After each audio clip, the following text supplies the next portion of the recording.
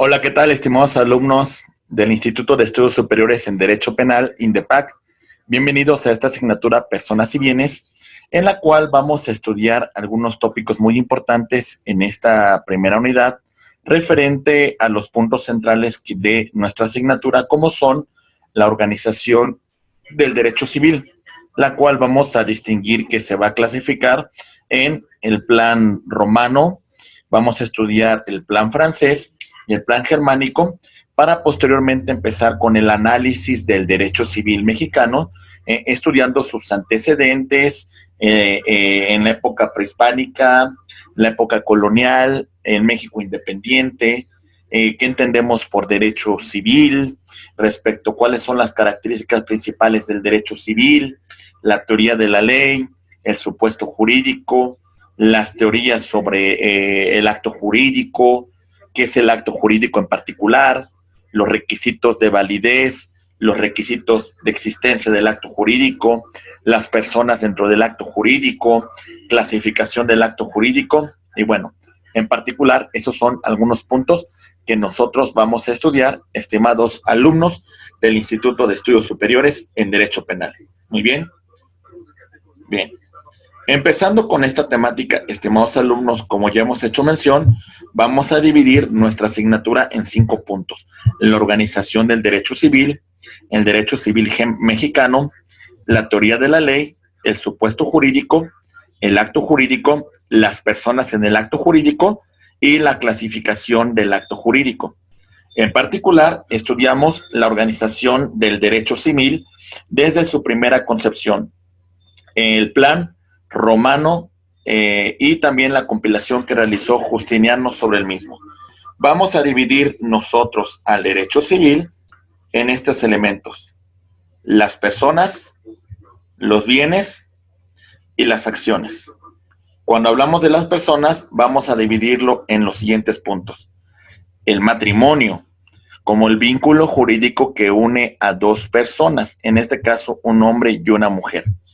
El tema de la filiación, que hace en particular análisis al tema de el vínculo jurídico que constriñe a una persona, en este caso a un padre con un hijo.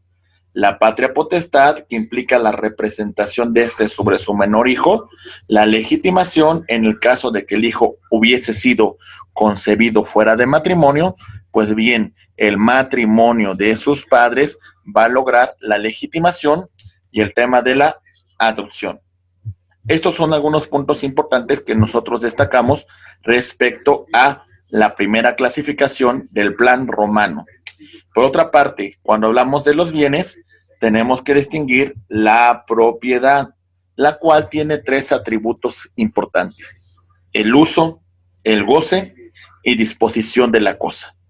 Cuando hablamos del tema de la posesión, tenemos que hacer referencia al uso y goce que se tiene sobre la cosa, y asimismo también distinguimos las servidumbres como esa afectación, como ese gravamen que tiene el bien.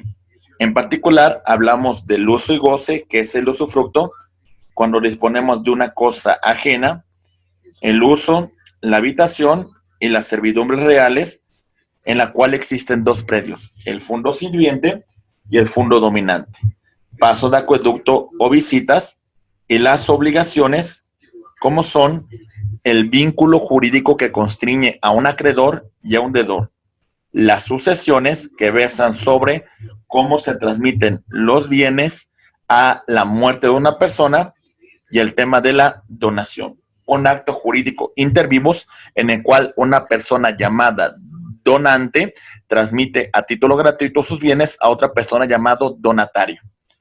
Por lo que respecta al tema de las acciones, vamos a verificar en caso de incumplimiento de la norma sustantiva, verificamos el procedimiento que el derecho romano contemplaba para hacer efectivo las obligaciones derivadas del acto jurídico. Hablamos de las acciones de ley, el procedimiento formulario y el procedimiento extraordinario. Esto es una primera clasificación del derecho civil desde las instituciones de Gallo y desde la compilación que realizó el jurisconsulto Justiniano en el año 534 después de Cristo. Muy bien. Ok. Continuando con este análisis, verificamos el siguiente punto en particular. Muy bien.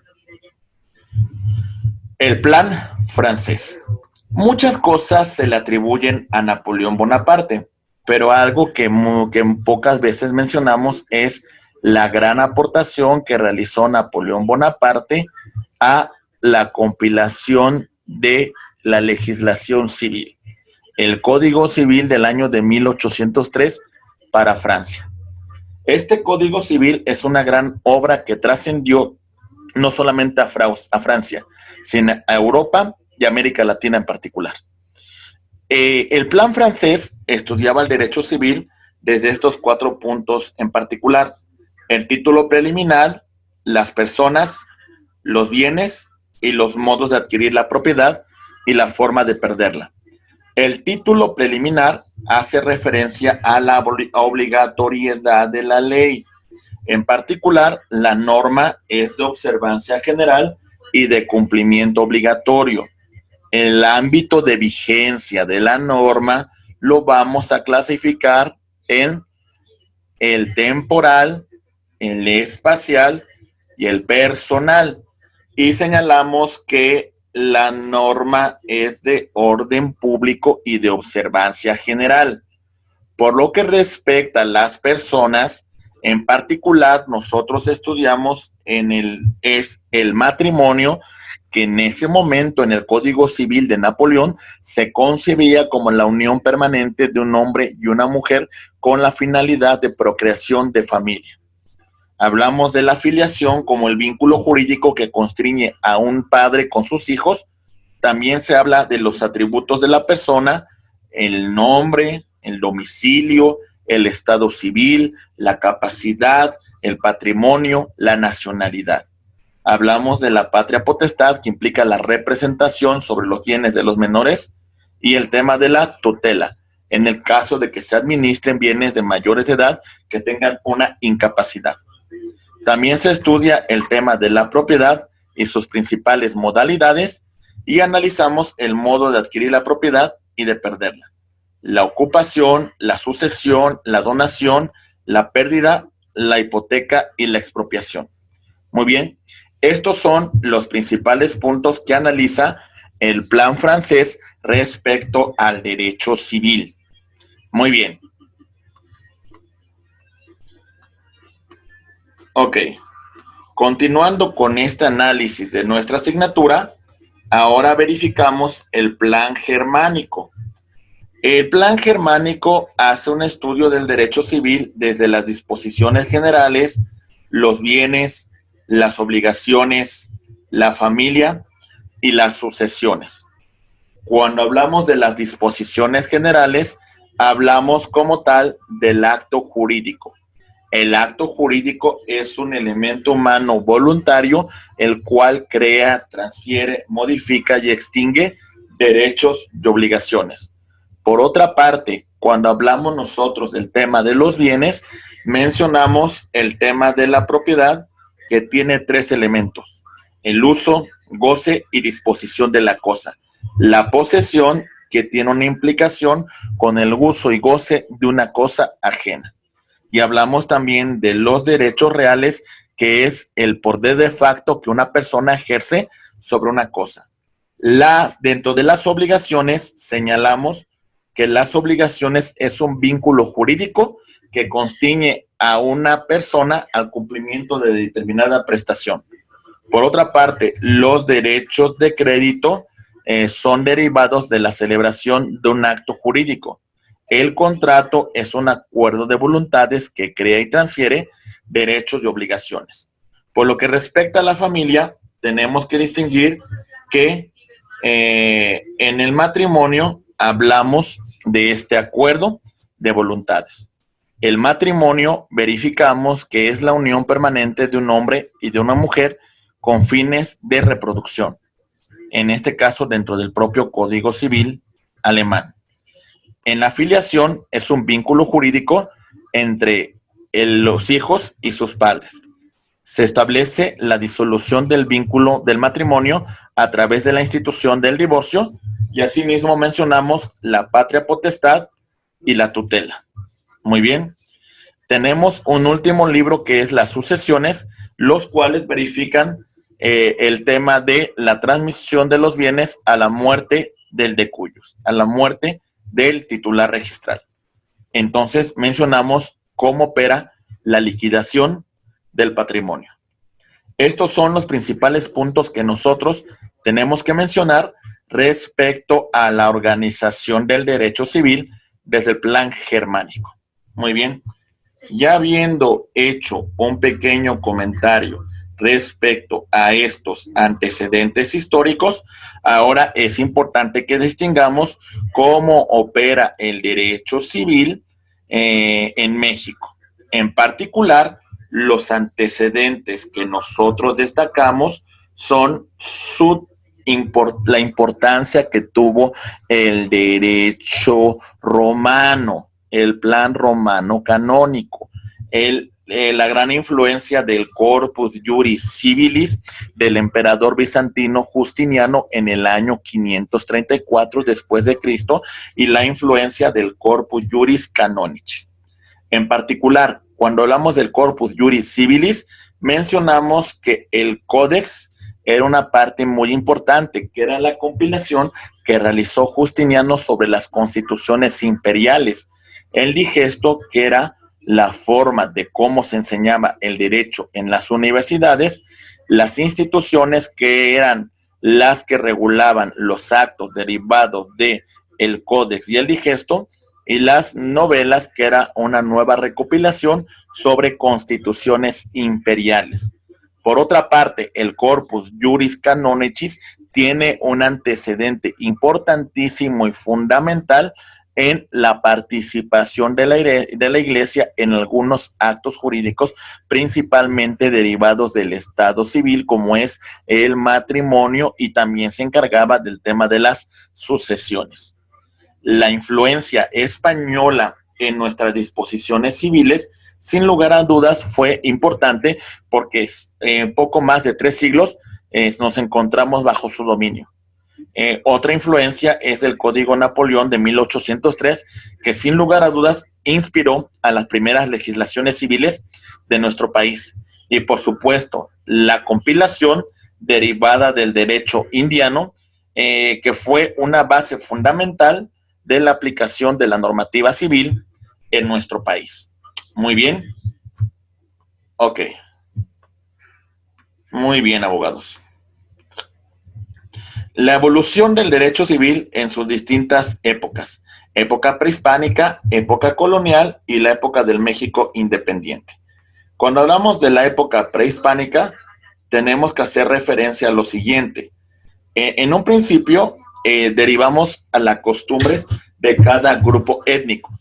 Tomemos en consideración que la costumbre es una conducta reiterativa que es considerada de cumplimiento obligatorio.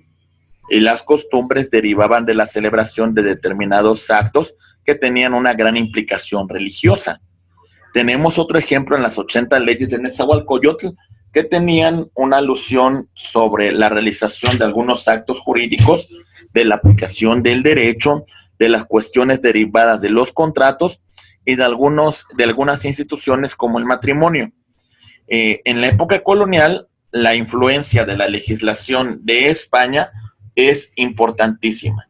En particular, señalaremos el Código de Alarico, el Fuero Real, el Fuero de Juzgo, las 10 partidas de Alfonso el Sabio, las leyes del Toro, la Ordenanza de Alcalá y la nueva y novísima recopilación. En particular, estas disposiciones que hemos mencionado con antelación han tenido gran influencia en el desarrollo del derecho civil porque regulaban grandes instituciones, además de que hacían una compilación que se había recogido en el Corpus Juris Civilis, reconociendo instituciones del derecho como son las derivadas de el tema de las personas, distinguiéndolas entre personas naturales y personas jurídicas, hablando del tema del matrimonio, la filiación, la patria potestad. También se mencionaba el tema referente con los bienes, la propiedad, la posesión, las servidumbres y las acciones en particular. Estos son algunos puntos que nosotros analizamos dentro de la legislación española que estuvo vigente en nuestro país. Pero bueno, ya partiendo de antecedentes más directos, nosotros tenemos que destacar en particular el México independiente. Muy bien. Dentro del México independiente existió una gran influencia del Código Civil de Napoleón del año de 1803. Pero bueno, en los primeros años nosotros seguíamos aplicando las leyes españolas hasta el año de 1859. En el año de 1858 al año de 1863 se establecieron las denominadas leyes de reforma, leyes que marcaban una separación fundamental entre la Iglesia y el Estado. Y de alguna manera, muchas de las atribuciones que antes las tenía la Iglesia, ahora se empiezan a manejar por el Estado. Se establece la ley sobre el matrimonio y el registro civil en el año de 1859, pero con antelación tenemos los primeros códigos civiles mexicanos en Oaxaca en el año de 1828, en Zacatecas en el año de 1829, en Jalisco 1833, y el Código Civil de Veracruz del año de 1865. Los primeros tres códigos civiles tuvieron una gran inspiración en la compilación de, en este caso en particular, de las leyes de reforma, mientras que el Código Civil, el Código de Napoleónico, las anteriores, y el Código Civil de Veracruz tuvo gran influencia de las leyes de reforma. Por otra parte, se estableció también el Código Civil del Distrito Federal del año de 1870 y su modificación en 1884, en el cual se establece para el Distrito Federal y toda la República en el orden federal. Se establece el tema de las leyes de relaciones familiares de 1917 y bueno, en particular el Código Civil del año de 1928, el cual entró en vigor hasta el año de 1931 para la Ciudad de México y territorios federales. Tenemos una legislación conexa en materia civil que en particular pertenecían con antelación al propio derecho civil y han venido separándose y teniendo una especialidad derivada, como son la Ley Federal sobre Derechos de Autor. Tenemos una legislación especial, además tenemos un instituto que se encarga de registrar las marcas, las patentes, las obras, que es INDAUTOR, el Instituto de Derechos de Autor. Muy bien, tenemos también en la Ley del Régimen de Propiedad en Condominio del año de 1972, el cual regula situaciones jurídicas derivadas de actos referentes al condominio y su administración. Se estableció la Ley de Responsabilidad Civil por Daños Nucleares en el año en la década de los 70, como consecuencia con la Guerra Fría que existía entre Estados Unidos y la Unión Soviética. Pues bueno, se pensó en su momento que los efectos de dicha rivalidad podían tener una implicación en nuestro país. Se establece un reglamento para el registro civil y bueno, y tenemos una ley especializada para el tema del registro público de la propiedad que data del año 2010. Muy bien. Bien, en particular de esto que hemos mencionado, debemos de destacar los siguientes puntos, estimados abogados. El derecho civil es un conjunto de normas jurídicas y principios de derecho que regula relaciones personales, patrimoniales. Aquí vamos a verificar temas referentes con la familia. Vamos a verificar temas referentes con los derechos derivados de la sucesión. Asimismo, vamos a mencionar lo referente a la propiedad y la posesión. ¿Sale? Otro punto en particular es de que las relaciones de derecho civil se rigen bajo el principio de autonomía de la voluntad, pero en algunos casos también va a haber un cumplimiento obligatorio para dichas disposiciones. Regula las relaciones jurídicas que se dan entre personas que pueden ser públicas o privadas, y las clasificamos en físicas y morales. Muy bien. Ok. El derecho civil, dentro de esa misma perspectiva, es la rama más importante del derecho privado por los puntos que analiza. Regula las relaciones jurídicas en la cual el Estado se encuentra desprovisto de jus imperium como sujeto de derecho. Regula derechos sustantivos del cual todos los seres humanos son titulares. Además de proteger la libertad de las personas bajo el principio de autonomía de la voluntad, siempre y cuando no contravengan disposiciones de orden público ni sea contrario a la moral y a las buenas costumbres. Y por último, dentro de las principales características del derecho civil, tenemos que destacar que estos son enunciados de carácter general y que además van a ser supletorios de otras materias, como por ejemplo en la ley de amparo se establece que el Código Federal de Procedimientos Civiles es supletorio a esta materia. Muy bien, en aquellas cuestiones que no contemple la norma adjetiva en materia de amparo, solamente por poner un ejemplo. Muy bien, estimados abogados, entonces estos son los puntos más importantes respecto al derecho civil y sus principales características. Continuando con el desarrollo de esta asignatura Personas y Bienes en esta primera unidad, otro punto que es importante señalar es el tema de la teoría de la ley. Vamos a estudiar en particular dentro de este tema la vigencia espacial de la norma. Estudiaremos también la vigencia temporal y la vigencia personal. Cuando hablamos de la vigencia espacial, vamos a hablar de la aplicación de la norma. En este caso, la disposición de la norma se aplicará en todo el territorio nacional o en una entidad federativa. Depende cuál sea el caso en particular que estamos haciendo referencia. Recordemos que nosotros somos un sistema de naturaleza federal. Ello implica que va a haber competencia por parte de la autoridad federal, pero también tenemos que la base es la división territorial por entidades federativas. En este orden de ideas, vamos a señalar que en particular la autoridad federal, para cumplir con sus disposiciones, se van a dividir en ejecutivo, legislativo y judicial. Y de esta misma manera tenemos a las entidades federativas. Bajo este tema en particular, tenemos que destacar lo siguiente. Juan celebra un contrato con Pedro. Lo celebran en la ciudad de Guadalajara. El acto jurídico lo ratifican ante un notario de esta ciudad.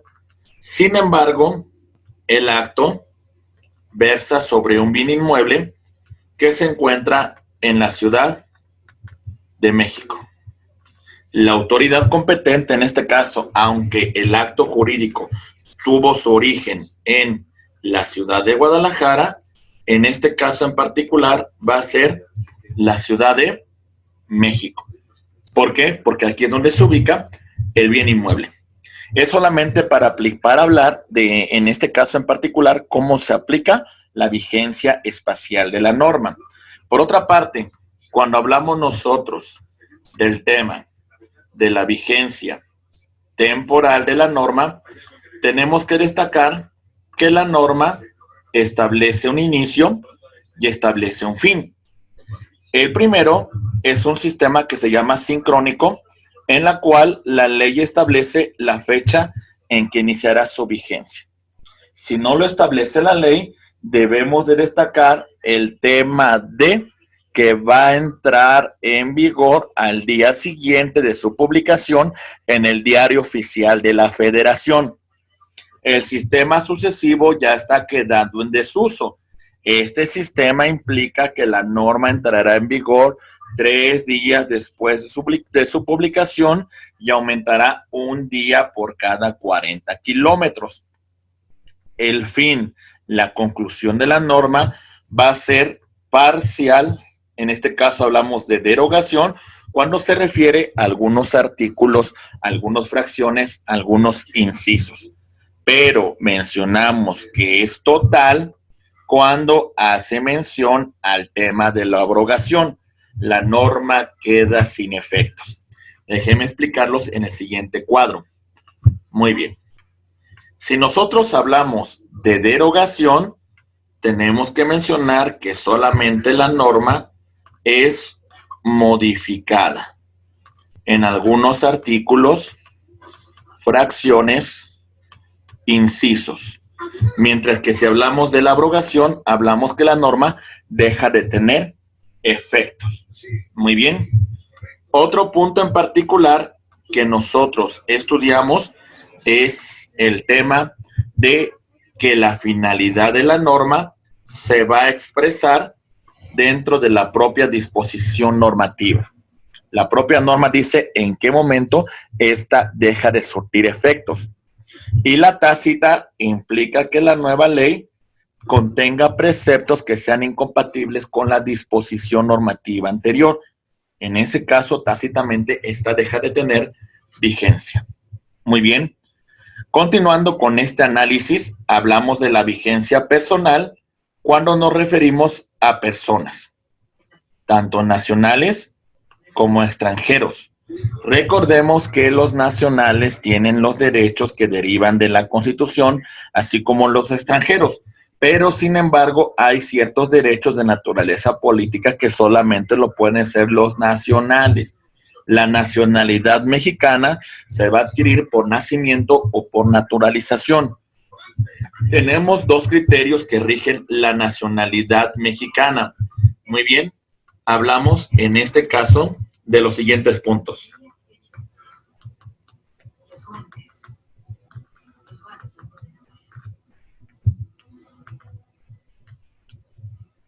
La nacionalidad mexicana por nacimiento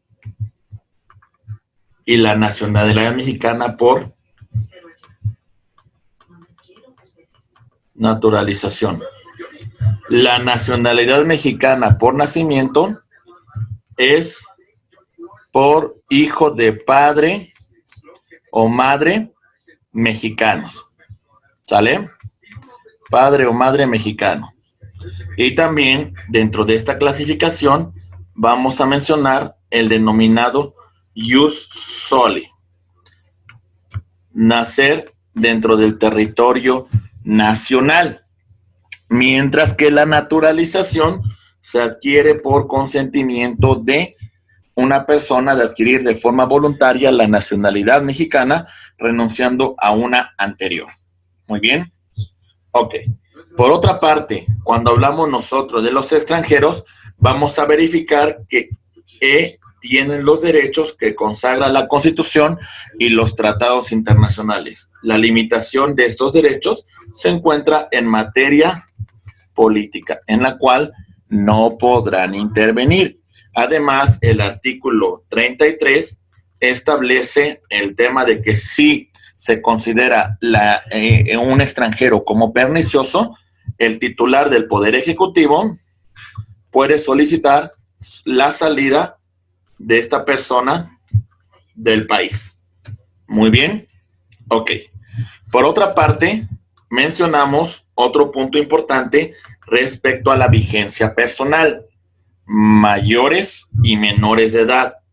Recordemos que tenemos dentro de la capacidad de una persona dos elementos importantes. La capacidad de goce y la capacidad de ejercicio. La capacidad de goce se adquiere desde el nacimiento y se pierde con la muerte de la persona. ¿Sale? Muy bien. Mientras que la capacidad de ejercicio se adquiere con la mayoría de edad. Muy bien. Ok.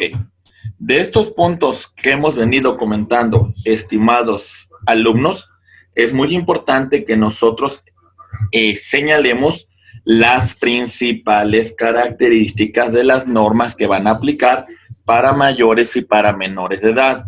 Los menores de edad pueden ejercer derechos por las personas quienes los representan y los mayores de edad lo pueden hacer por mutuo propio. Además, en el tema de menores, tenemos que velar por aplicar la norma que más favorezca sus intereses, aplicando el interés superior del menor.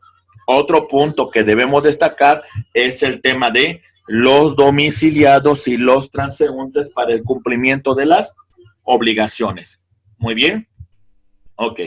En este caso en particular, en el tema de los domiciliados, tenemos que entender que el cumplimiento de las obligaciones deriva del domicilio donde se encuentren. Si no tienen un domicilio en el lugar donde se encuentren. Muy bien. Ok. Muy bien. Continuando con este desarrollo temático, ahora hablamos de la regulación de los conflictos. Las leyes en el espacio, las leyes en el tiempo y el estado y capacidad de las personas. Cuestiones internacionales. Rigen la celebración de actos en la cual participan sujetos de derecho internacional. Hay compromisos que deben ser cumplidos por los estados derivados de las relaciones internacionales que se van a suscitar entre ellos. En este caso en particular, podemos poner como ejemplo la Convención Americana de Derechos Humanos o Pacto de San José, que data del año de 1969, en la cual México ratificó la competencia de los órganos que la integran, como es la Comisión Interamericana de Derechos Humanos y la Corte Interamericana de Derechos Humanos. Por otra parte, el conflicto entre entidades se van a regir por los artículos 121 y 124 de la Constitución. El artículo 121 habla de la naturaleza de la Ciudad de México y el 124 habla de las competencias que tienen las entidades federativas. Recordemos un punto en particular. Lo que no se encuentra expresamente determinado a la federación, se entiende que se encuentra permitido hacia las entidades federativas. Otro punto que queremos destacar es el tema de las leyes en el tiempo. Tenemos la aplicación de la retroactividad. Ninguna ley tiene efecto retroactivo en perjuicio de persona alguna de conformidad con el artículo 14 de nuestra Constitución. En este caso, destacamos lo siguiente. Los efectos de la norma a partir de su entrada en vigor serán hacia futuro. ¿Sale? Muy bien. Pero, sin embargo, si la norma que ha entrado en vigor le causa un perjuicio a una persona, bajo esta excepción, la norma puede tener efectos retroactivos, pero solamente en beneficio. Tomen en consideración esto, porque siempre en perjuicio no puede tener efectos retroactivos la norma. Muy bien. Ok. Muy bien. En este tema también es importante destacar el estado y la capacidad de las personas. La capacidad vamos a dividirla en dos. Ya lo hemos comentado con antelación. La capacidad de goce y la capacidad de ejercicio. ¿Sale? Y el domicilio es el lugar donde se van a cumplir los derechos y obligaciones derivados del acto jurídico. ¿Sí, compañeros? Muy bien. Esto es importante que nosotros lo tomemos en consideración. Muy bien. Principio de interés público. Artículo 6, 7, 8, 16 y 17 del Código Civil de la Ciudad de México. Y decimos lo siguiente: los particulares no pueden alterar, no pueden modificar la ley ni dejar de cumplirla. Van a ser renunciables los derechos privados cuando no perjudiquen derechos de terceras personas. Muy bien. En este caso, tomemos en consideración lo siguiente: nosotros no podemos modificar la ley ni dejar de cumplirla. No se renuncian a derechos, solamente que sean derechos que vinculen solamente a las personas sin que afectemos el interés público, el bien común, y no sea contrario a la moral y a las buenas costumbres. ¿Sale? Si afectamos derechos de terceros, tampoco podemos renunciar a los mismos. Artículo 21 del Código Civil de la Ciudad de México. La ignorancia de la ley no excusa su cumplimiento. Mencionamos atenuantes.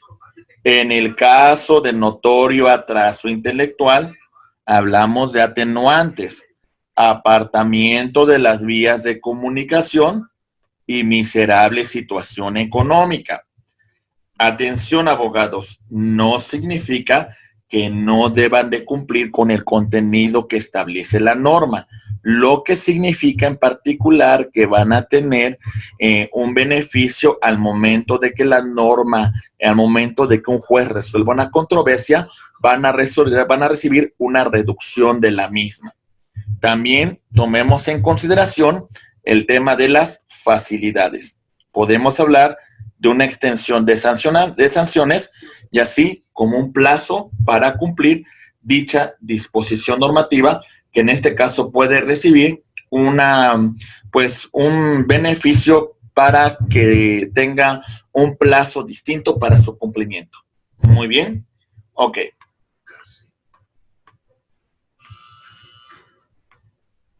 Muy bien. Teoría de la ley, lagunas de la norma. Muy bien. En particular, mencionamos lo siguiente. Muy bien. Artículos 18, 19 y 20.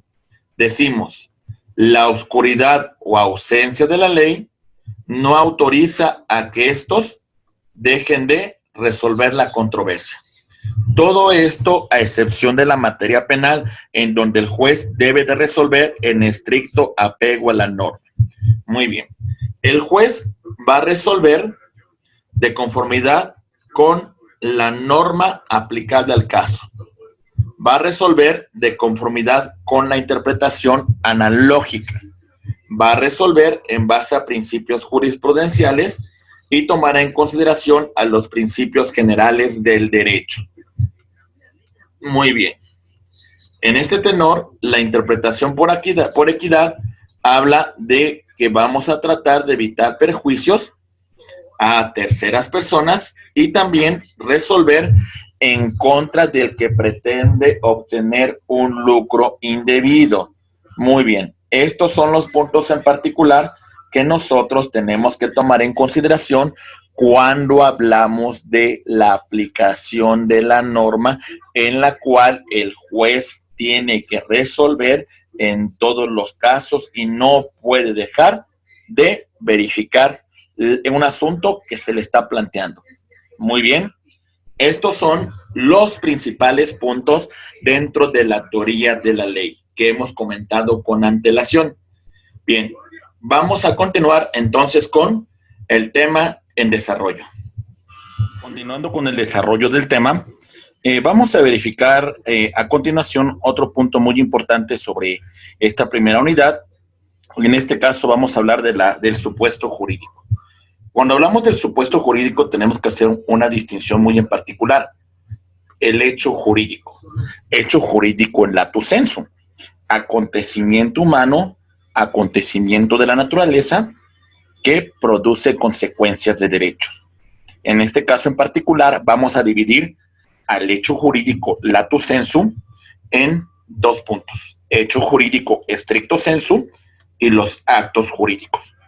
Cuando hablamos del hecho jurídico en estricto sensu, vamos a hablar de que es un acto, es un hecho humano, que puede ser voluntario o involuntario, o también lo podemos clasificar en ilícito.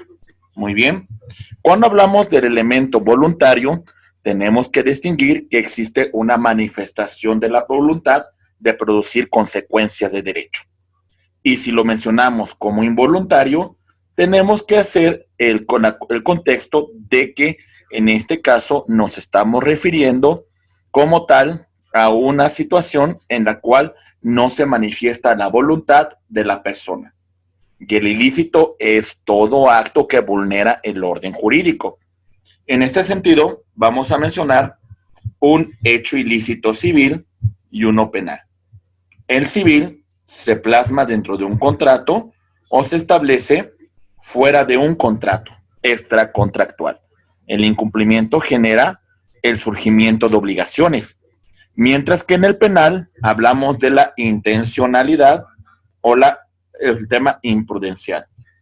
En el tema intencional, nosotros lo conocemos con el nombre de dolo, mientras que en el tema de imprudencial lo conocemos con el tema de culpa. Muy bien. En este sentido, pasando al tema de actos jurídicos, señalamos que es la declaración de la voluntad intencional de la persona para producir un estado, para crear una relación jurídica que sería, valga la redundancia, el crear, bien, va a ser el crear, el transmitir, el modificar o extinguir derechos y obligaciones. Por obligaciones, nosotros tenemos que entender el vínculo jurídico que relaciona a una persona con otra, un acreedor con un deudor. En este caso, señalamos que los actos jurídicos que producen esta relación jurídica también los podemos clasificar en naturales. En este caso, el cumplimiento de la voluntad, el cumplimiento de la obligación, está sujeta a la voluntad de las partes. No existe una obligatoriedad por parte de la norma para el cumplimiento de dichas disposiciones normativas. Muy bien. Entonces, esto es un primer supuesto que tenemos que tomar en consideración. El hecho jurídico, lato sensu, lo dividimos en estricto sensu y el acto jurídico. En particular, el hecho jurídico es un acto humano que podemos clasificar en voluntario, involuntario o ilícito. A su vez, el ilícito lo dividimos en civil y en penal. Muy bien, y los actos jurídicos producen una relación de derecho. Crean, transmiten, modifican y extinguen derechos y obligaciones. Muy bien. Las teorías del supuesto jurídico. En particular, vamos a dividirla de la siguiente manera. Teoría tripartita. El hecho jurídico es un elemento de la naturaleza en la cual no interviene el ser humano. Por otra parte, también hablamos que el hecho jurídico es un acto humano involuntario que produce consecuencias de derecho. Por ejemplo, tener un accidente implicaría un hecho jurídico, una cuestión en la cual no interfiere la voluntad del ser humano, pero que sin embargo produce consecuencias de derecho. En el tema del acto jurídico, vamos a mencionar que siempre se refiere a un acto humano que es voluntario, que hay un consentimiento para producir consecuencias de derecho. Por otra parte, dentro de esta misma corriente tripartita, hablamos del negocio jurídico, el cual debe de ser lícito. Esto significa que debe de encontrarse dentro de los presupuestos que establece la norma. Además, acreditar la libre manifestación de la voluntad en la cual no existen vicios del consentimiento y además la intención del sujeto es producir consecuencias de derecho, crear, transferir, modificar y extinguir derechos y obligaciones. Dentro de la teoría bipartita mencionamos nosotros el tema del hecho jurídico. Como ya reiteramos, un hecho natural o un hecho humano. Muy bien, pero este hecho humano vamos a señalar que es un hecho humano involuntario, mientras que dentro de los actos hablamos que estos deben ser lícitos dentro del orden jurídico, deben ser voluntarios, libres de cualquier vicio, y además tienen que tener la intención de producir una consecuencia de derecho. Crear, transferir, modificar, extinguir derechos y obligaciones. Por otra parte, dentro del tema de la realización de la hipótesis normativa, nosotros tenemos que tomar en consideración que la consecuencia de el acto jurídico es producir una consecuencia de derecho. Voy a explicar en qué sentido hablamos de la hipótesis normativa. Muy bien. Nos dice el texto de la norma: el contrato de compraventa es un contrato en el cual existen dos partes. Una parte llamada vendedora y otra parte llamada compradora. La primera se obliga a transmitir el dominio de una cosa a cambio de una cantidad de dinero, y la otra se obliga a entregar dicha cantidad. Esta es la hipótesis normativa. El nexo de causalidad se va a dar en el caso de que Juan quiera vender su vehículo a Pedro y Pedro por ese vehículo pague una cantidad de dinero. En este caso, entre las partes existe un nexo causal. Muy bien. Ok. Tomemos en consideración este tema que hemos señalado con antelación.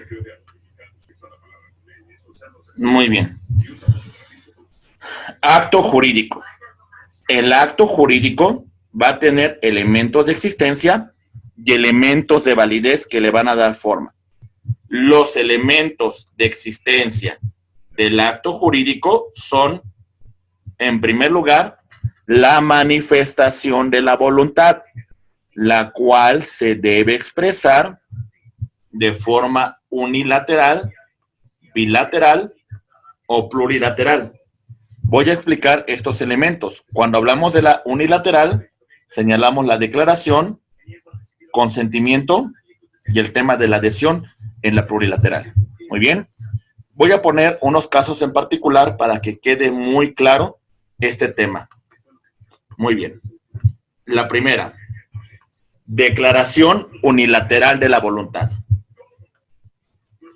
Tenemos que esta persona acude de forma unilateral ante un notario para que en un documento llamado testamento exprese su última voluntad. ¿Sale? Es una declaración unilateral porque no requiere la intervención de otra parte para que produzca consecuencias de derecho. Basta con que esta persona concurra para las consecuencias normativas que hemos hecho comentario con antelación. Muy bien, tomemos en consideración este caso. Ok, por lo que respecta al tema de la manifestación de la voluntad bilateral, tenemos dos partes. En este caso, ambos deciden celebrar un contrato. El contrato es un acto jurídico que crea y transfiere derechos y obligaciones entre las partes. Entonces, de esta relación nacen derechos y obligaciones que deben de cumplir. Muy bien. Por otra parte, la plurilateral existe como tal un contrato. A este contrato lo llamamos contrato de adhesión. Las demás partes que quieran celebrar un contrato con esta compañía se van a adherir a los términos que previamente ya se habían señalado con antelación. Esto es una manifestación de la voluntad plurilateral a través de la figura de la adhesión. Muy bien. El objeto del contrato vamos a clasificarlo en dos: objeto directo y objeto indirecto. El objeto directo crea un vínculo jurídico, un derecho, un deber, una relación jurídica, una situación jurídica, un estado jurídico, un derecho, un deber, un vínculo jurídico que nace entre dos partes, un acreedor y un deudor. Mientras que el indirecto es el objeto de la obligación, la cosa, la acción y la omisión. Otro elemento importante es la solemnidad, cómo se debe realizar el acto en particular. Reiteramos estos dos puntos en particular, el objeto y la solemnidad. Cuando hablamos del objeto, hemos dicho que se divide en directo o indirecto. La creación del vínculo jurídico, derecho y deber, el objeto directo. En este caso vamos a mencionar que la prestación puede consistir en un dar, en un hacer, en un no hacer. Y el objeto indirecto como tal es la cosa. La solemnidad, por ejemplo, en el caso de un contrato de matrimonio, es acudir ante un juez del registro civil para que produzca consecuencias de derecho. Muy bien.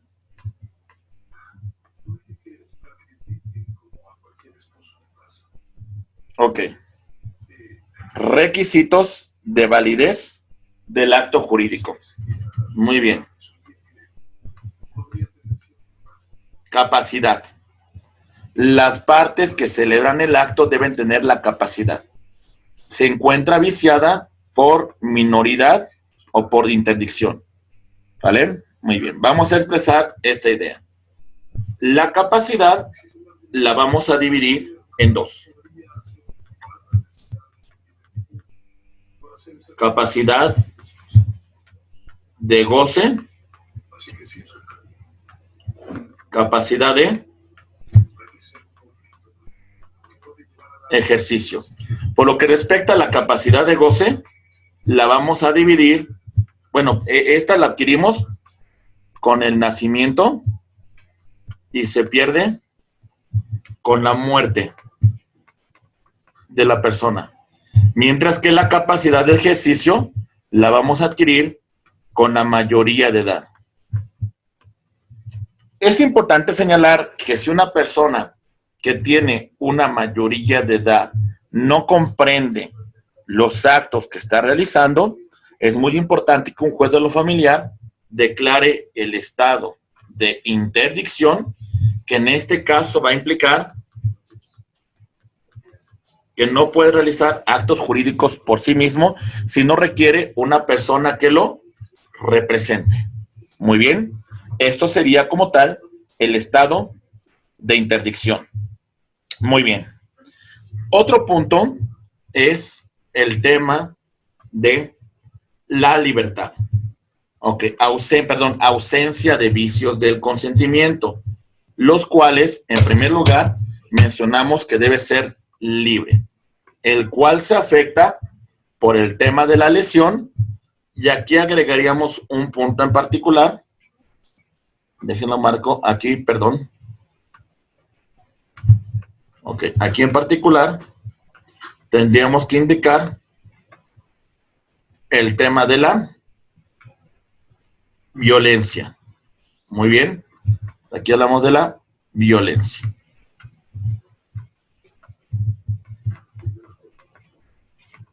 Ok, la violencia es afectar a la persona de forma física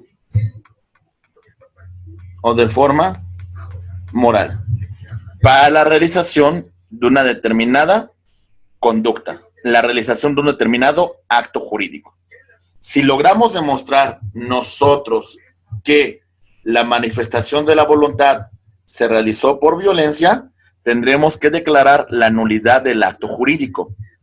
La lesión consiste en aprovecharse de la necesidad, aprovecharse de las circunstancias, aprovecharse de algunas cuestiones en particular para la realización del acto jurídico. La certeza de la voluntad se afecta por error. Falsa apreciación de la realidad. El error lo podemos dividir en error de hecho, error de derecho y error en cuanto a la persona.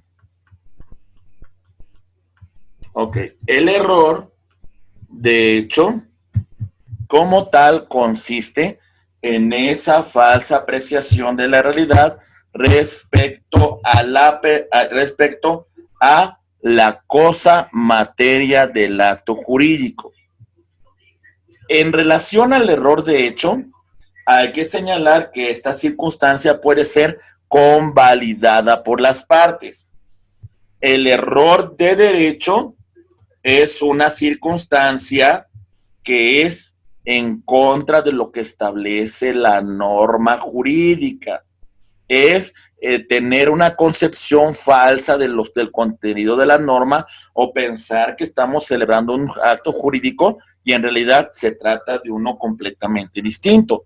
Por ejemplo, imagínense un error de derecho que yo tenga la concepción de que estoy celebrando una compraventa y la contraparte considere que se está celebrando una donación.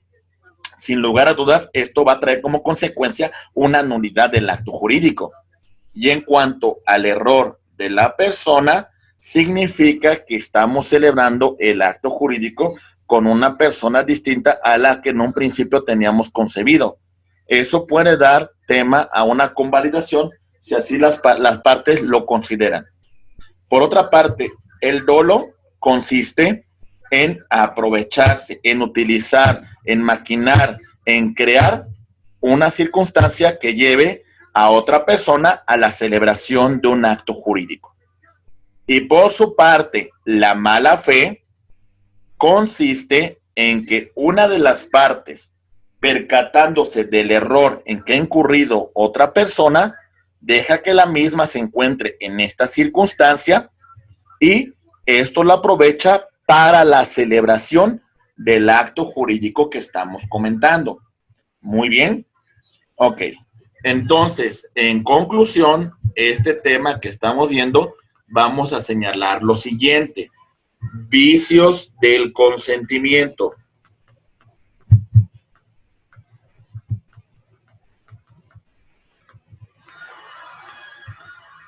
Error. Falsa apreciación de la realidad que conlleva a una de las partes a la celebración del acto jurídico. Ya lo mencionamos. Error de hecho, error de derecho y error en cuanto a la persona. Dolo. Una de las partes incurre al engaño, incurre a la maquinación, incurre a la creación de una circunstancia que conlleve a que una persona tenga una falsa apreciación de la realidad y en esa circunstancia celebre el acto jurídico. Mala fe. Va totalmente en relación a que una persona percatándose del error que ha incurrido uno de los contratantes permite que continúe en el mismo para la celebración del acto jurídico. Lesión. Se aprovecha en particular de la ignorancia, se aprovecha de la necesidad, se aprovecha de la pobreza de una persona para la realización de un acto jurídico y la violencia que podemos distinguir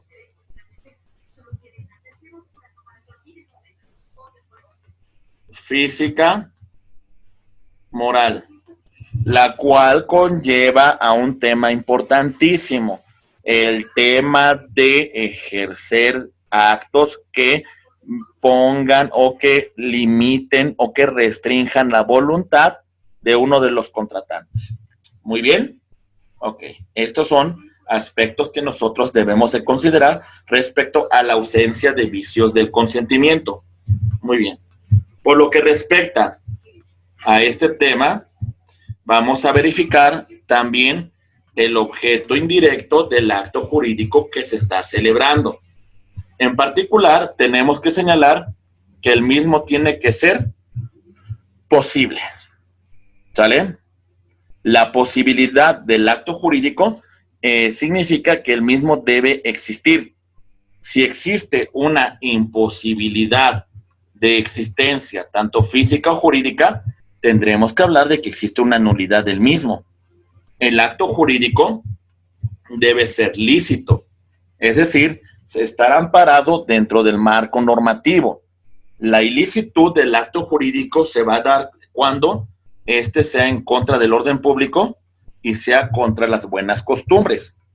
El acto jurídico tiene que ser perfectamente determinado. ¿Sale? Por otra parte, el objeto debe encontrarse dentro del comercio, ser susceptible de apropiación por su naturaleza o por determinación de la ley. La forma del acto jurídico es cumplir con los requisitos que la misma establece. Si no se cumple con la forma esencial del acto jurídico, la misma puede carecer de nulidad, aunque también se puede otorgar la formalidad omitida si así las partes lo aceptan, lo convalidan. Bien, estimados abogados, en este tenor vamos a continuar con los efectos del acto jurídico. El acto jurídico genera una situación general y abstracta. Situaciones particulares o concretas como son crear, transmitir, modificar o extinguir derechos y obligaciones. ¿Sale? La causa que originan estos derechos y obligaciones es la voluntad de las partes en la creación del acto jurídico, el cumplimiento de una disposición normativa o por ambas consecuencias, la voluntad y la norma. Bien, estos son las principales características del acto jurídico. Muy bien. Ahora bien, en particular, continuando con las personas en el acto jurídico, nosotros tenemos que destacar que van a participar las siguientes. El autor, persona que realiza el acto jurídico por sí misma o por conducto de su representante. Recordemos que debe existir una capacidad para la celebración del mismo, ¿sale? Y también su representante tiene que tener esta capacidad y, por supuesto, tener el consentimiento por parte del autor. Las partes que intervienen en el acto jurídico son las personas que celebran el acto jurídico plurilateral o bilateral por sí mismas o su representante. Por ejemplo, en un contrato de compraventa vamos a tener que las partes son el vendedor y el comprador y sus respectivos representantes si los tuviesen. El tercero es una persona extraña a quien no le afecta el acto jurídico, pero posiblemente sí interviene en su celebración. Podemos mencionar que en este caso al testigo. Otro punto en particular es el tema del causante. Persona titular de un derecho o obligación que lo transmite a otro, ya sea por sí mismo o por conducto de su representante. Esta persona titular de un derecho lo está transmitiendo a otro y por eso es el causante del acto jurídico. Déjenme poner un ejemplo. En este caso, los compradores son los causantes del acto jurídico. En una sucesión serían los herederos y los legatarios. En una donación sería el donante y donatario, los que son causantes de la celebración del acto jurídico. Muy bien.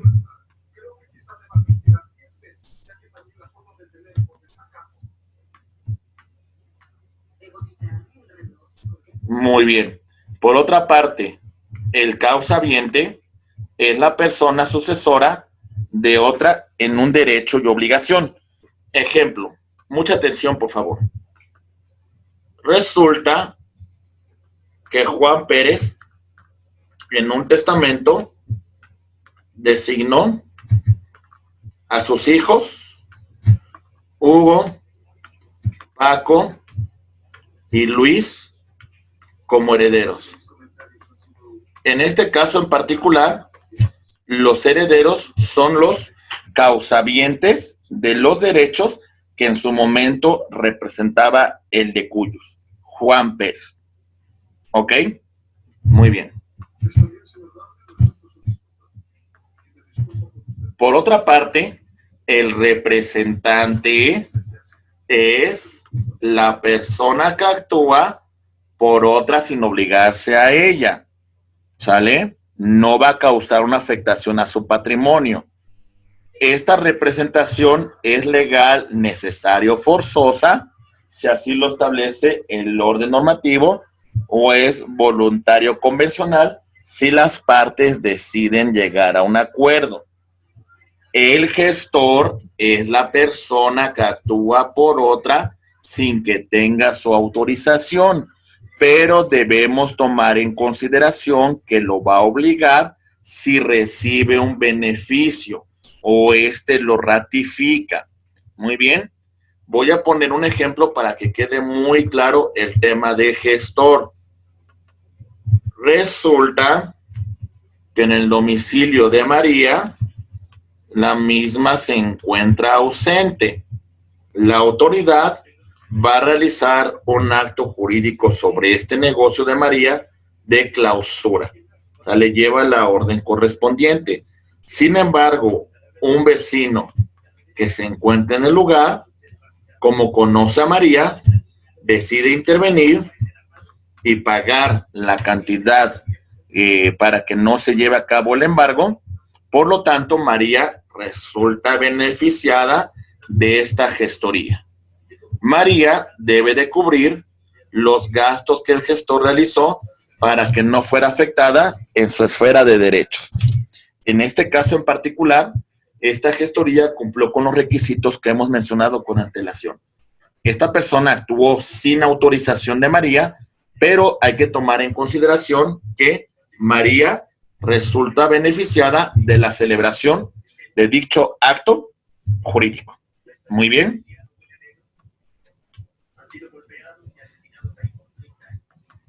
Ok. Por otra parte, cuando nosotros mencionamos el tema de clasificación del acto jurídico, tenemos que estudiar los siguientes puntos. Muy bien. En esta clasificación mencionamos el número de voluntades intervinientes. Si quien interviene en la celebración del acto jurídico, si quien manifiesta su voluntad es una persona, hablamos que el acto jurídico es unilateral. Ejemplo, el testamento, en la cual el testador participa de mutuo propio sin la intervención de ninguna otra persona. Bilateral, el acuerdo de voluntades que crea y transfiere derechos y obligaciones. Cuando participan las partes intervinientes en este acto jurídico y hay un acuerdo mutuo de voluntades, hablamos de que el acto es bilateral. Ejemplo, en la compraventa, el vendedor y el comprador. Plurilaterales en los casos de que el acto jurídico intervengan más de dos personas. En este caso, el acto será plurilateral. Por la finalidad de las prestaciones, tenemos que son onerosos si genera cuestiones de derechos y obligaciones que son recíprocos entre las partes. Voy a poner un ejemplo.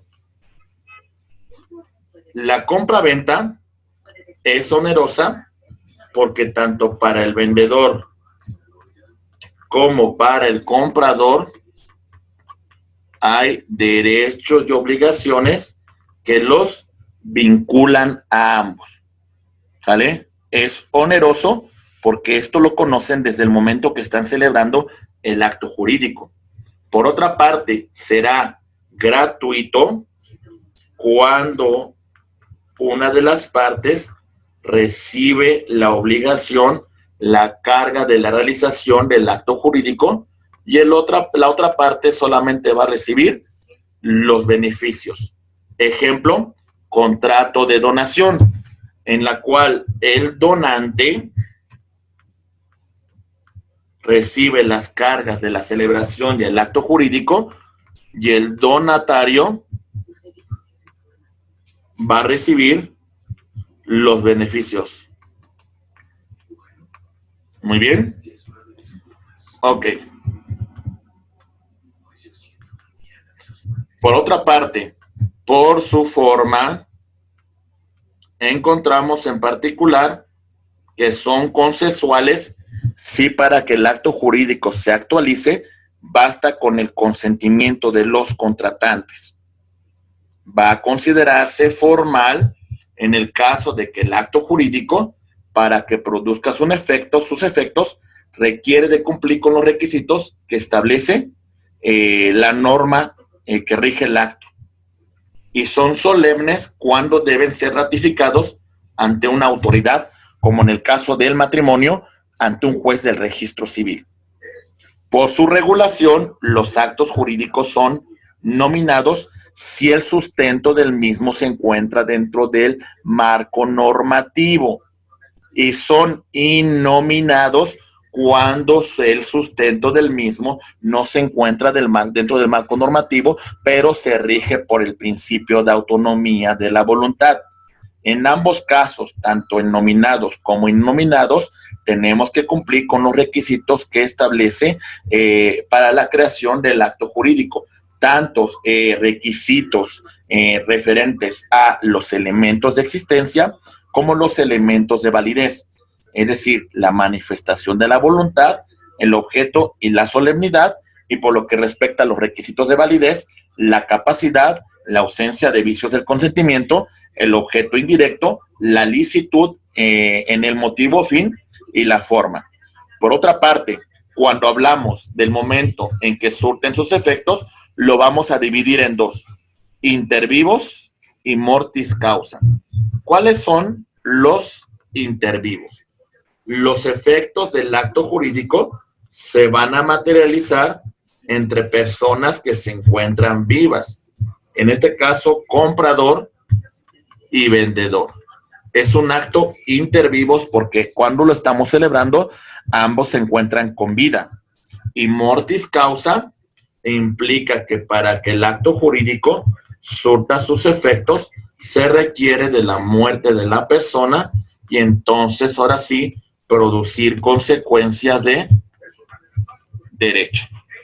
Muy bien. Ok. Otro punto, por sus efectos. Los efectos del acto jurídico van a ser constitutivos cuando crean una nueva situación de derecho. Voy a poner un caso que va a clarificar esta idea. Ok. Resulta que María tiene la posesión de un bien inmueble. Una posesión que vamos a clasificar de la siguiente manera: pública, pacífica y de buena fe. ¿Vale? Ella es poseedora de este bien inmueble. Lo ha poseído durante más de 15 años. Y en este sentido, inicia un juicio llamado prescripción positiva o usucapio, cuyo propósito en particular es que se le reconozca con el título de propietaria. Cuando el juez resuelve la controversia, cambia la situación jurídica en el caso de que resuelva que María de ser poseedora, ahora se ha convertido en propietaria. Muy bien. Ok. Es declarativo. Cuando hablamos de la declaración, implica un tema muy importante: reconocer una situación de derecho preexistente. ¿A qué me refiero con esto? Vamos a verificar un caso en particular. Resulta que Juan arrendó el bien inmueble a Omar. Omar no quiere salir de dicho bien inmueble. Por lo tanto, Juan inicia una acción reivindicatoria para que un juez le reconozca su derecho de propiedad y ordene el lanzamiento de Omar, reconociendo una situación preexistente para Juan. Muy bien. Ok, conmutativo. Los derechos y obligaciones se van a conocer desde el momento que se está celebrando el acto jurídico, y aleatorios están sujetos a un acontecimiento futuro de realización incierta. Por ejemplo, el tema de los juegos y apuestas, que están sujetos a un acontecimiento que no sabemos si van a ocurrir, puros o simples. En este caso en particular, debemos tomar nosotros en consideración que el acto jurídico va a entrar dentro de esta clasificación cuando se va a celebrar sin circunstancias que afecten su propia naturaleza. Por otra parte, el tema de la modalidad implica condiciones que van a modificar la naturaleza del propio acto jurídico. Esto lo vamos a comentar a continuación. Muy bien. Ya mencionamos, puros o simples, sin circunstancias que alteren sus efectos. Modalidad, plazo, condición, modo o carga. Plazo, acontecimiento futuro de realización cierta. Condición, acontecimiento futuro de realización incierta. Modo, carga, gravamen, carga adicional que se le va a imponer a las partes en la celebración del acto jurídico. Ok, el plazo, acontecimiento futuro de realización incierta, lo podemos dividir en de día cierto o suspensivo. Ya a su vez el suspensivo lo convertimos en suspensivo o resolutorio. Vamos a ver en qué consiste esto. Ok, plazo, acontecimiento futuro de realización cierta. Suspensivo, a partir de que se materialice, de que lleguemos a este momento, los efectos del acto jurídico van a empezar a producir consecuencias. Por ejemplo, en el tema de la sucesión, con la muerte de la persona, al momento que se manifieste, empiezan a producirse consecuencias de derecho derivadas de la sucesión. ¿Sale? Muy bien. Por lo que respecta al tema de resolutorio, imaginemos el siguiente caso. Juan y María celebran un acto jurídico en un contrato de arrendamiento. Lo celebran el 5 de febrero del año 2019. Llegamos al 5 de febrero del año 2020, en la cual se establece que en este momento, 5 de febrero 2020, los efectos del acto jurídico concluyen y como consecuencia este contrato va a extinguirse. Muy bien. Ok.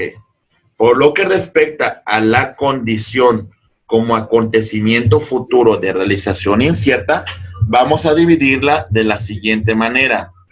Ok. resolutoria es que para que surta sus efectos debe de cumplirse con dicha condición.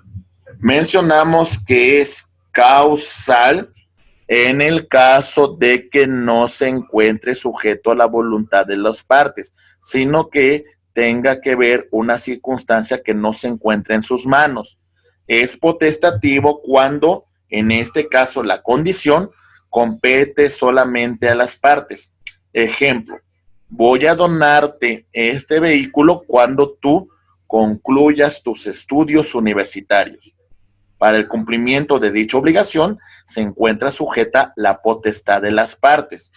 Mixta, cuando contiene elementos tanto de la causal como la potestativa.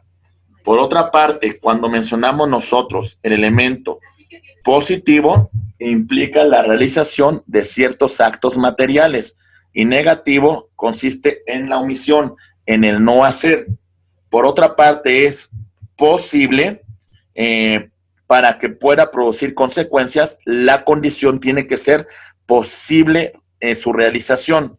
Si es imposible, nos encontramos bajo la nulidad de dicho acto jurídico.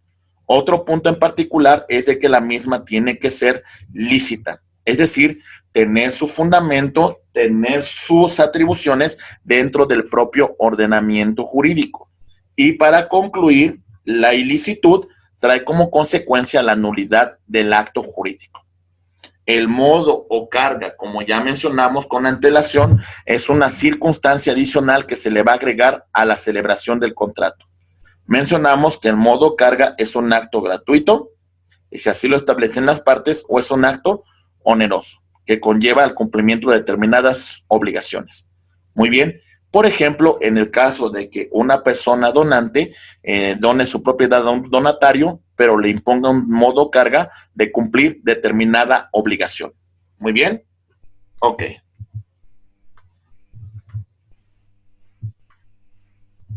Hemos llegado prácticamente a la conclusión de esta primera unidad, analizando el tema de la ineficacia del acto jurídico.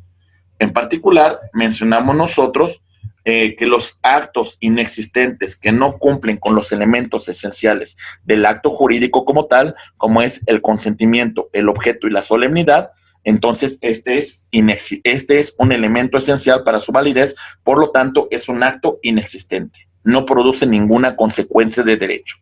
El acto es nulo cuando se realice violando una disposición de orden público. Seguimos con una teoría que en materia penal se conoce como la teoría del fruto del árbol envenenado. En este caso, si carece, si se viola una disposición normativa, este acto no va a producir consecuencias. El acto es anulable si las partes reclamamos algún elemento relativo, algún vicio de defecto para dejarlo sin efectos. La rescisión del acto jurídico implica un incumplimiento posterior. Ejemplo, en un contrato de compra-venta con reserva de dominio, se establece que, en este caso, para que el comprador se le transmita la propiedad de dicho bien, pues debe de cumplir con la obligación signada en este contrato. En caso de incumplimiento por parte de cualquiera de las partes, puede generar que una de ellas solicite la rescisión de este contrato con la posible condición de una cláusula penal por incumplimiento de contrato. Muy bien. Ok. Muy bien. Continuando con el mismo tema, ahora mencionamos otro punto en particular, el tema de la de la voluntad, que implica que el actor del acto jurídico decide dejarlo sin ningún efecto y decide ya no continuar con la celebración del mismo. La resolución es un tema que tiene que ver con un acuerdo de voluntades para que el acto jurídico ya no produzca ninguna consecuencia. La inoficiosidad implica exceder lo legalmente establecido o autorizado, y por otra parte, la inoponibilidad implica que los efectos afectan a derechos de un tercero preferente, de un tercero que tiene un mejor derecho. Ejemplo, sobre este bien inmueble se traban varios embargos. En el 2012, un embargo a favor de Santander. En el 2016, un embargo a favor de Banamex. En el 2020, un embargo a favor de Banorte. Acreedor en primer lugar, acreedor en segundo lugar, acreedor en tercer lugar. Esto implica un mejor derecho de prelación, lo que conlleva que cualquiera de las partes puede solicitar el cumplimiento de la obligación, pero quien finalmente tenemos que pagar en un derecho preferencial es a esta persona, a esta institución que tiene un crédito preferente en primer lugar. Entonces, él tiene un derecho de inoponibilidad respecto al crédito porque él es un acreedor en primer lugar. Muy bien. De lo anteriormente señalado, estimados abogados, nosotros hemos revisado los siguientes temas que quiero mencionar con ustedes. En primer lugar, nosotros hablamos de la organización del derecho civil, ¿sale? Este es el primer punto en comento. Y en este tema, nosotros estudiamos la organización del derecho civil desde el plan romano, las instituciones de Gallo, así como la compilación que realizó Justiniano, haciendo un análisis de que el derecho civil se clasifica en 3 grandes libros: personas, bienes y acciones.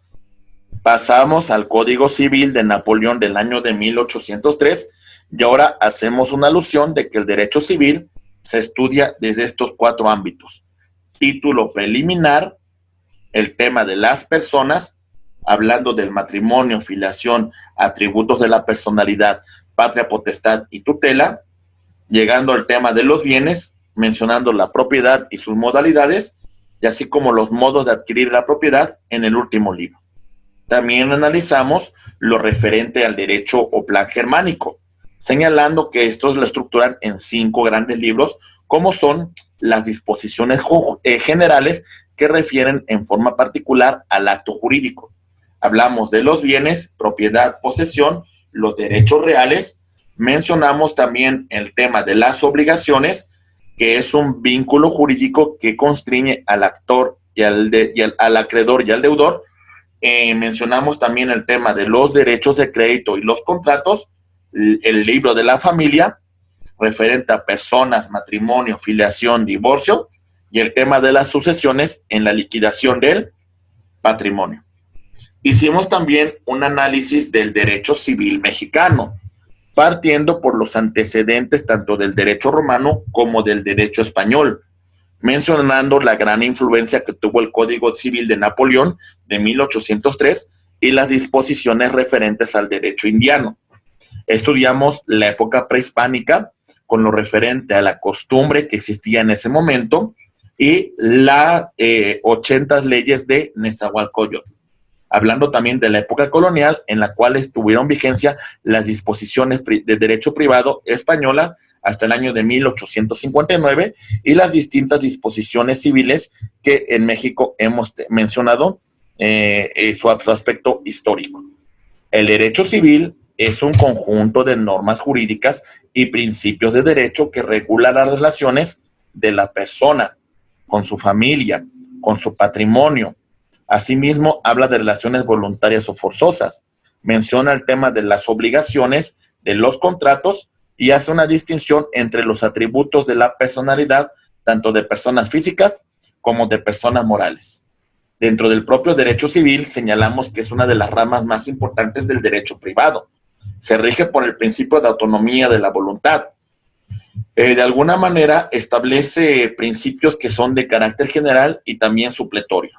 Hablamos también de la teoría de la ley, señalando una distinción entre los ámbitos de vigencia de la ley, tanto espacial, que se refiere a un ámbito geográfico, temporal, que se refiere a un lapso de tiempo, y la personal, mencionando también el tema de la regulación de conflictos de leyes en el espacio respecto a disposiciones internacionales y entre las entidades federativas, así como las leyes en el tiempo, artículo 14 de la Constitución, que establece que no se le dará efecto retroactivo a ninguna ley en perjuicio de persona alguna, y así como el tema del Estado y la capacidad de las personas.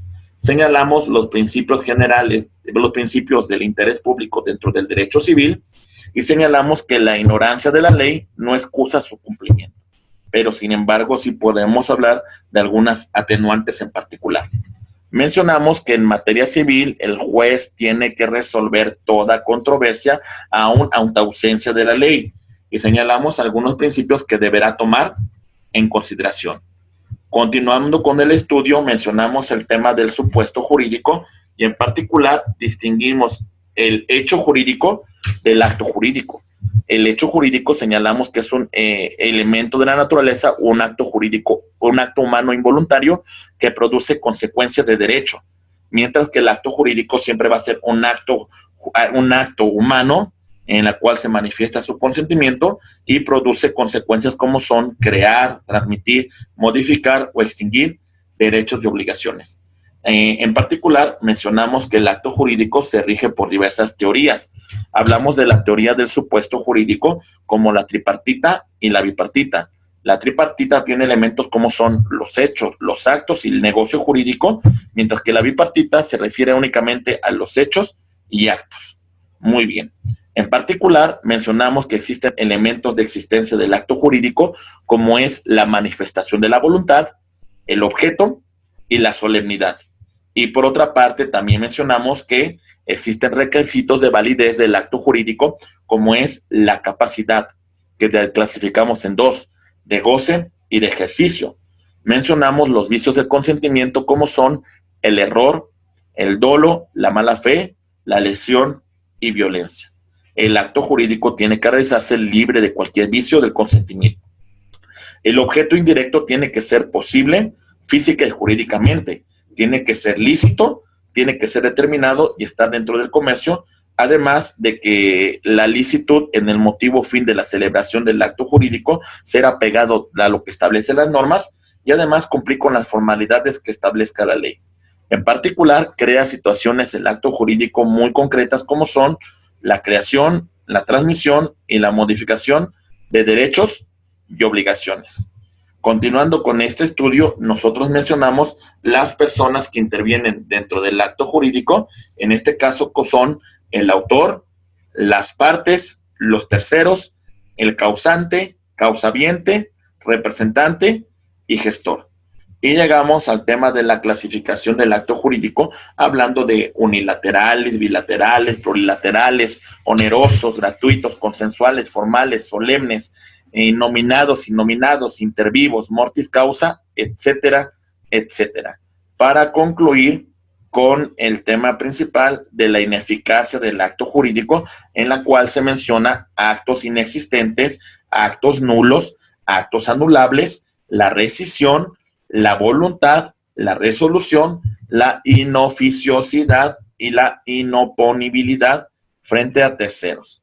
En particular, esos son los principales puntos que nosotros hemos analizado respecto a esta asignatura, estimados abogados. Y bueno, prácticamente con esto concluimos la primera unidad de estudio, estimados alumnos del Instituto de Estudios Superiores en Derecho Penal. Por favor, hay que hacer las actividades de retroalimentación que tienen por objeto fortalecer el contenido temático que hemos desarrollado en esta asignatura. No me queda más que agradecer todo su apoyo. Muchísimas gracias. Como siempre, su amigo Héctor Martínez les agradece y está a su completa disposición. Un abrazo a todos. Gracias.